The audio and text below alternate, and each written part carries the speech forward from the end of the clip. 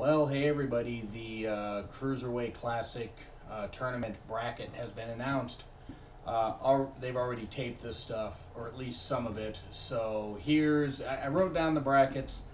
I wrote down who I thought was going to win. So here we go. If I pronounce any of these names wrong, I apologize. I'm familiar with some of the talents, not all the talents. So I apologize, but I do not seem as informed. I can only keep up on so many wrestlers because there's so much stuff going on. So you got Kenneth Johnson versus Akira Thalassa. At least I hope I got that right. I got Akira winning this and advancing. Jack Gallagher and Fabian Richner. That sounds more like a German and Italian name, but I got Jack Gallagher advancing. And then Tajiri and Damian Slater. I got Tajiri doing the job right away. Tajiri could very well win and get into the next round, at least around to 16 since it's a 32-man tournament. But I have Slater going. I only say that because Tajiri could win. Tajiri could go to, the semifinals for all I know. I just don't have him. I don't have him winning here. Now he could, but I got Slater winning. Why not put over some young talent? Alejandro Saez. Sorry if I got that wrong. Against Grand Metalik, I got Grand Metalik advancing. H. Shira. I believe he's part of the the Hindi brother group. I wish for the best for him. I do not have him winning. I have Drew Gulak advancing. Could be wrong again. I mean, again, it's just for fun. Zack Sabre Jr., Tyson Dux. Or I hope I got that right. I've seen some matches of Tyson. I was impressed with his work, but I always get his last name wrong. I got Sabre Jr. advancing. Norman Dar and Shira. I got G. Shira, since I didn't get the full name. I got Dar advancing. I think you could sign the Shira brothers, or however you pronounce their name. I think you could sign them to a contract. They have a pretty good look. They both could end up facing each other. They won't end up facing each other in the tournament because nobody's going to beat Zack Sabre Jr. in it. But that would definitely be fun if they got signed to a contract and got featured as a tag team for a little bit, at least on NXT. And then Daivari, not that Daivari, his younger brother, against Ho Ho Lun. That name. Daivari, I got advancing. Why not? Have some fun. And then you got Jack Gallagher going over Akira, so he's in the last 8.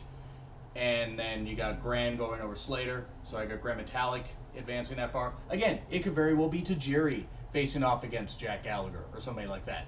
I just don't know if Tajiri is going to be that long in the tournament. I don't know. And then I got Sabre Jr. beating Gulak. At least I hope that's how it's pronounced.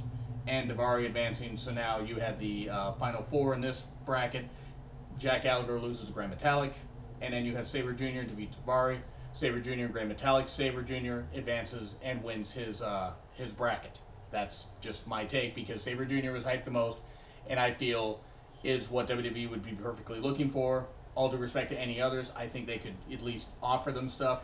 Why not sign a lot of these guys to contracts if they impress? Because you need a good glut of talent, and it would be a good way to bring the Cruiserweight title back. Sabre Jr. advances and gets to the finals in his bracket. And I'm going to get these names right. Raul Mendoza versus Z. Brian Kendrick. I have Kendrick winning this. Anthony Bennett and Tony Nese. I have Nese winning this. Kota Ibushi and Sean Maluta. Hope I got that right. Ibushi's obviously going to win. Cedric Alexander and Clement Petois. God, it's almost like Patriot, but not quite. Cedric Alexander's going to win.